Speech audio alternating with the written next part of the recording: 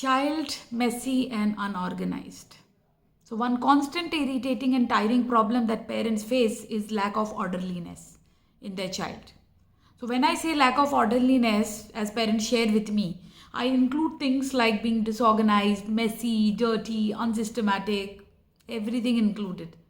For example, I've told 1000 times my daughter to put combs, her jewelry things, and clips at one place, the stationery item which she needs, everything at the right place so that she can find it easily the next day. And she will not be wasting her time in finding her own stuff.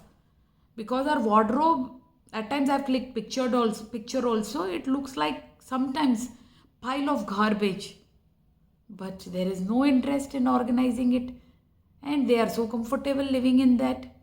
And sometimes I just wonder, even with my son, if he can really clean up his study table and arrange the books on his own so that it takes very less minutes for him to find things.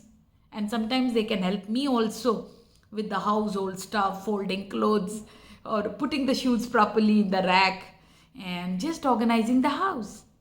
But he or she will argue eventually.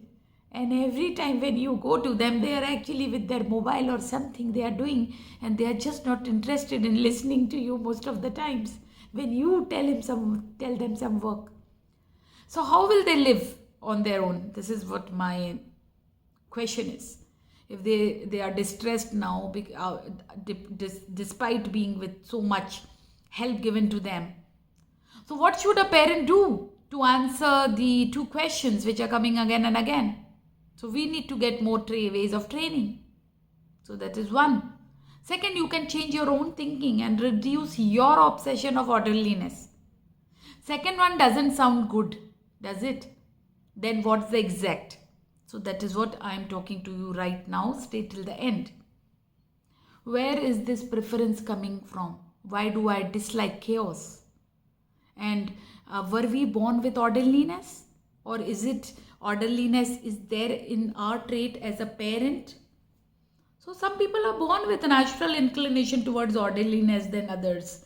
But the problem in our society is what we attach our meaning, how we want the other person also to be in the same way. Cures are considered bad from the early times. You should make your bed, your room, and some rules. Few things are non-negotiable, and traditionals have to be followed generation after generation. Look after a culture. We hear all these things in our cluttered desk. And yes, there is a professor, I remember clinical psychiatry, Richard Friedman in New York. He once wrote, in a world where cleanliness is next to godliness is a common idiom, being neat sometimes is equated to the moral, while disorder equals to sloth, messiness. So this cannot be related. Laziness also, a serious character flaw or hardwired human behavior. Now I understand why order seems desirable, because it looks nice, it feels good, people appreciate. You forget that it makes everything convenient. It also saves time and you don't lose on your stuff and everything is taken care. However, just because order is desirable doesn't mean we have to make chaos a big villain. Let us go inside a big little depth. First of all, there's no absolute truth to the idea that cluttered desk means cluttered mind. In fact, Albert Einstein, if you know, if a cluttered desk is a sign of a cluttered mind, what then is an empty desk sign? He asked. Here a picture of empty Einstein's desk is there the day Einstein died. So, this was published. His desk, his all, the entire, the office was like a chaos. So take a look.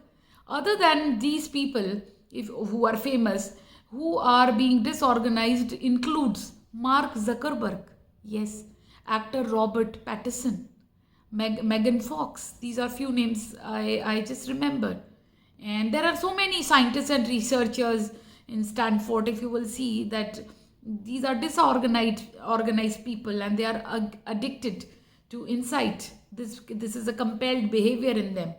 So chaos outside doesn't mean chaos inside. Don't make negative judgments about a person's capabilities from the look of the room and the office look.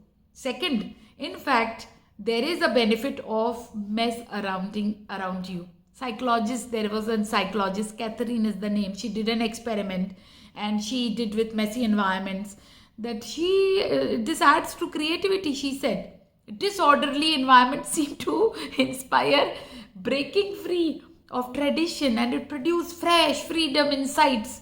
Your child must be good at studies, good at sports, good at making friends, amazing, some guitar player or something. But the mom is like, with the voice of the child, or through a person, the parent feels like this child is not complete until they are organized and clean.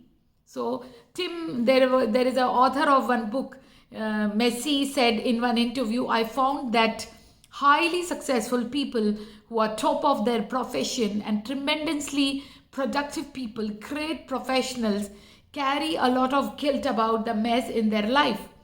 They have told him in his book, which he has read, that successful people don't draw conclusion, that they feel, the mess matters. Therefore, we have to inculcate mess doesn't matter. Instead, they have to be convinced to tidy up themselves to make it more effective.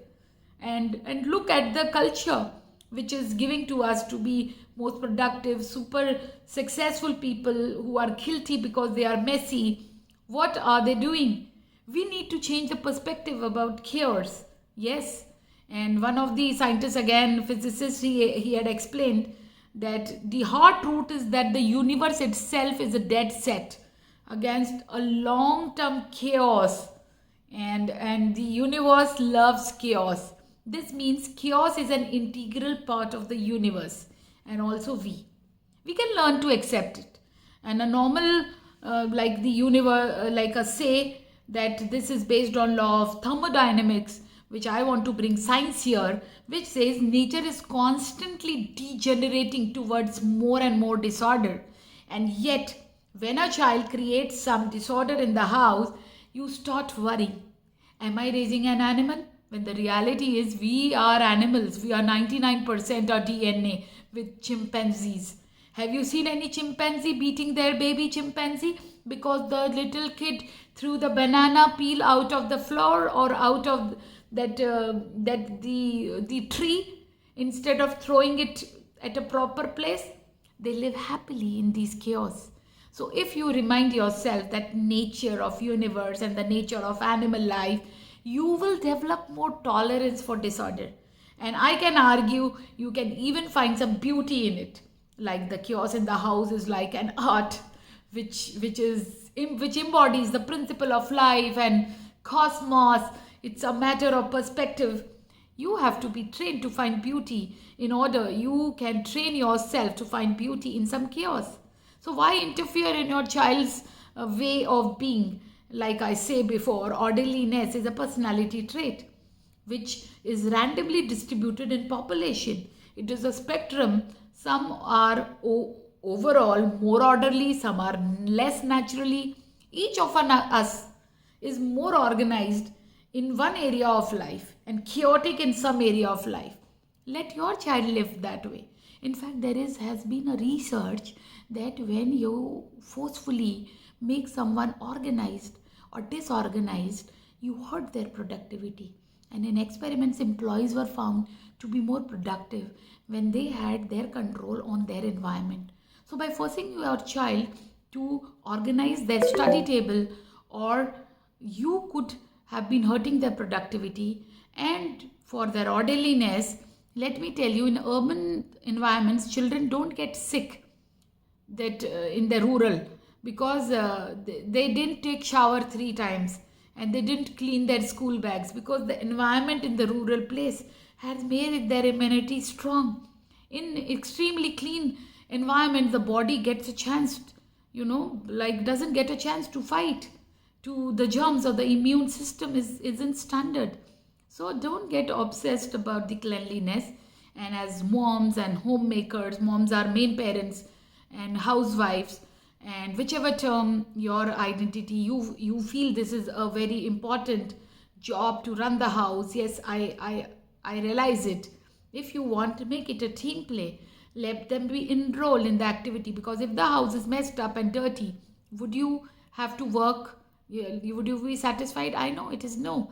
So have people really partner and be in this balancing and be in this making the things orderly. So for you, the importance of orderly may be 9 or 10. For your husband, maybe it is 6 or 7.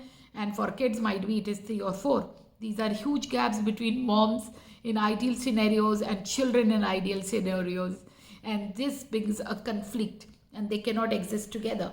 To fix this, you push your child to participate in your vision for the house. And that's so difficult. See, in order to be successful businessman or a top manager or an excellent anybody, you don't need your kids participate in your work. But in order to be high performing homemaker, you make sure that your kids participate. And that's why, and even husband participate, spouse participate. That's why such households are general patterns where moms end up arguing with dads and children rather than being cool, that this has to be done in this way only. And poor moms need participation and compliance of these children who never opted for job, children who don't find the task important and who have different perspective. Because imagine if you're tired, an employee like that, so how would you be like look at work for? So not only the moms have chosen a difficult path, but it becomes a difficult and unfair to the kids also. Now I'm talking to everyone. Now whether you are mom, dad, and like living in a house is so organized, is so good. No trace, like it can be a choice. And remember that these are your personal aspirations and it is up to you. And you don't get moral superiority from this, or you don't get entitled to make others feel inferior if they don't do it. If they choose differently, it's okay. Your children don't have to live up to your standards, and for the matter, neither your spouse. So if you want extraordinariness, do it yourself. Take the help of maid or servants or anybody who can help you, or you can have these people only enrolled in this possibility of orderliness. So it is their home too, and the disorder and chaos can be togetherly managed. So you need to learn to tolerate that, otherwise life will become very painful. In conclusion, you might be obsessed about orderliness for any of the following reason, like your personal temperament or your upbringing, culture, your extra focus, because you are a homemaker. But remember, these are only reasons. You don't have to push your child's throat and your throat also at the top just to create it. If your child is creating some disorder, it is a natural thing and it is absolutely having no connection with how responsible and successful your child is going to be in future. So please develop tolerance for diversity in the house and let your child live in some peaceful chaos. And this is not a complete solution. This is just a start, because the start is always about bringing people together, connection, having them listen to each other. So I have probably really addressed. So I just let my child to be free, whatever they want to do. I would say to them, as much as you say, or push myself as much I can to do it. But don't worry. This is the second. Our parents only taught us how to clean, sweep. We saw them. We did it. All this mop, cook, fold, polish, being organized. So shouldn't we teach these skills to our children? Of course, you should teach them, but without nagging, screaming, punishing. There no rule, and like it has to be with their consensus. There has to be much better positive techniques to do so, which I'll discuss in some time, or if you will follow me later, and keep following me if this is helping you. And definitely this is what has come with my experience, so that we achieve some peace of mind now, and I'm showing you how.